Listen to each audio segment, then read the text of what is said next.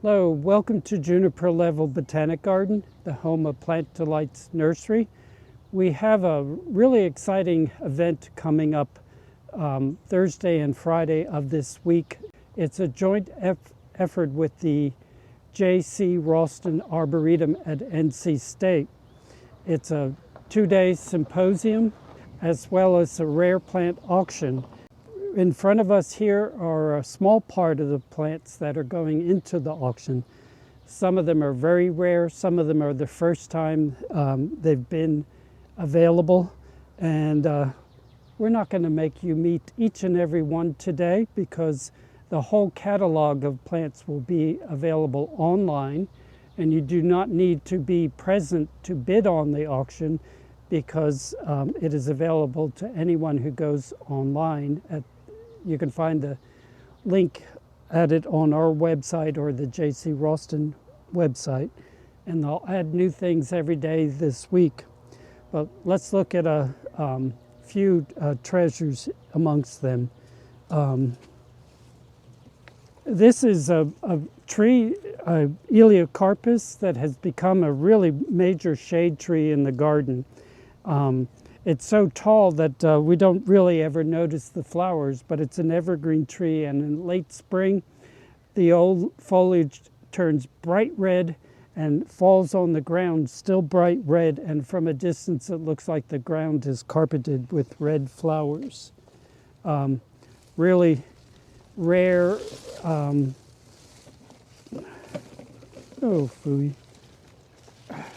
a rare variegated deciduous magnolia, one named Fancy Dude. Has sort of the purple pink flowers that common to a lot of the deciduous camellias. A new wild species of Monarda, just recently named, native to I think the Ozarks. Monarda stipita glandulosa, or I think I'm close enough. Couple really beautiful osmanthus fragrans. This variegated one, Yuntanon Coggy. Nice little pink blush to the new growth. And maybe one of my favorite of the variegated osmanthus fragrans. This is Kenon Golfi, or I'm sure I butchered the name.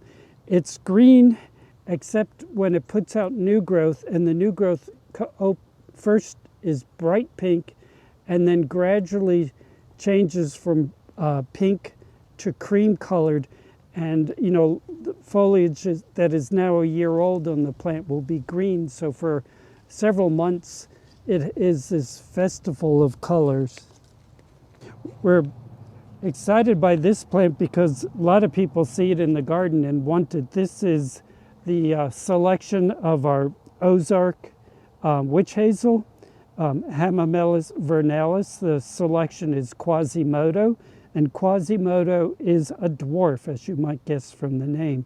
The plant is maybe 5 foot tall, and one thing that makes this especially interesting or valuable is that this plant was grown from a cutting, so it does not have an understock, so we won't be putting shoots from an understock of whatever parent might have been used if it was grafted.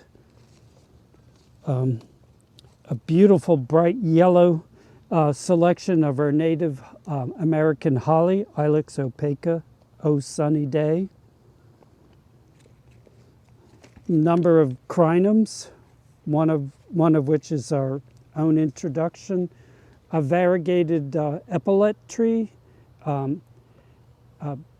Pterostyrex, that's with a PT, as in wing, Pterostyrex. Oh, well, the cultivar is Silly. It's Pterostachys xylophyllus. A plant that we know that we finally have the real thing. This is Eragrostis For a long time, the nursery industry sold the grass that was worthwhile ornamental grass, but it was not our North American Eragrostis eliadii. It was a South African imposter. And this is our own selection, Kaboom. It's gorgeous in bloom. It's not much taller than the foliage in bloom, but it becomes a cloud of finely dissected panicles that are reddish. Two asparagus. We love asparagus as ornamentals. This guy is Asparagus horridus. Horridus, doesn't exactly mean horrid, it means thorny, and it's very thorny. If you need to grow your own barbed wire, it'd be a good one, but it's a Mediterranean plant that probably is left alone by the local goats. And Asparagus albus, albus meaning white because the stems are white. This is the first time we've grown this species.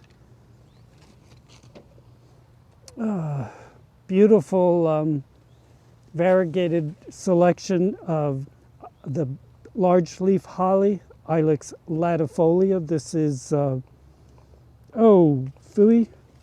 I normally remember the name, snowflash. And it's a female, or at least, so in the winter, in the fall and the winter, you have this beautiful foliage plus a heavy crop of red fruit. Number of little treasures.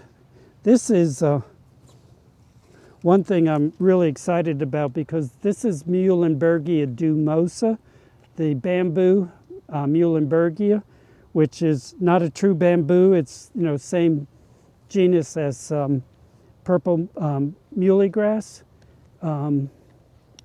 But until Patrick McMillan introduced this selection, the forms common in the nursery trades were not winter hardy, and this has been fully winter hardy for us. It is deciduous, but it's a beautiful, airy, textural plant all summer long up until hard frost in late fall. Probably about 5-6 foot tall, clump former. The very rare Spigelia alabamensis. I'll let you guess where it's from.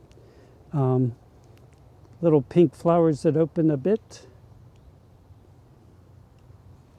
And our new introduction, I don't think we have it for sale yet, a really floriferous form of the coral bean or native Erythrina herbacea that is really much like a big baptisia, dies to the ground, puts up big spikes of red flowers, and then this interesting trifoliate leaves.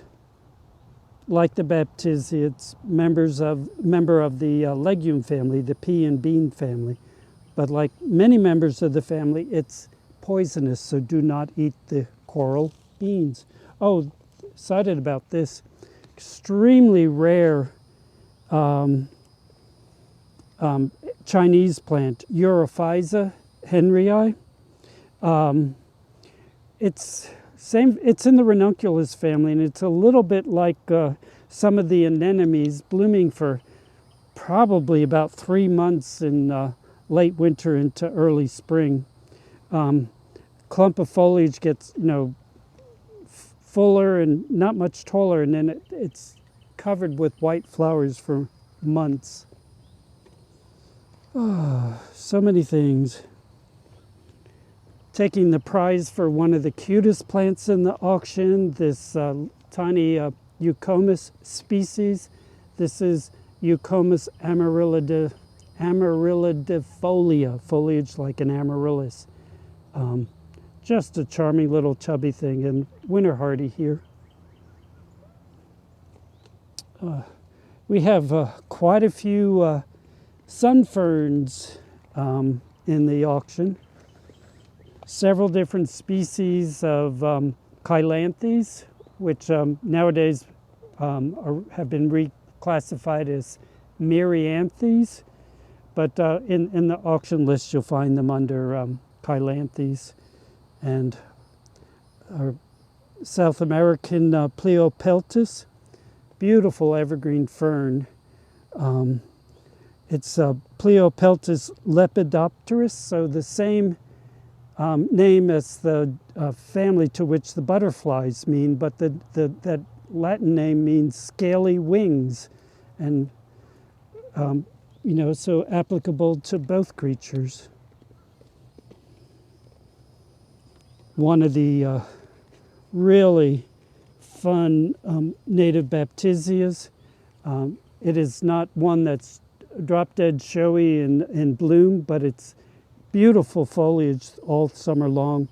It's Baptisia perfoliata, meaning that the stem appears to perforate the foliage. It's our selection flying saucers. And a couple choice things donated by a friend of Plant Delights. Solanum quitoense. Quitoense meaning from Quito, the capital of Ecuador. And Solanum is the same genus as eggplants, and it does resemble an eggplant quite a bit. It's not terribly cuddly. It has spines both on the top of the foliage and on the underside of the foliage. But if you like plants that are just totally amazing, it's one. And I used to grow this decades ago, and it wasn't winter hardy then. I'm not sure if it still is, but it's a great summer temporary plant. A seedling of Araucaria angustifolia. This is a Araucaria that does grow well here, eventually becoming a big tree. And a variegated form of Opuntia cochinealifera, meaning bearing cochineal, the dye. And what is the cultivar name? Sunset. This is the species most often used for the vegetable. When the prickly pear pads are used as a vegetable, it's usually this species for nopales. I haven't eaten nopales since lunch today.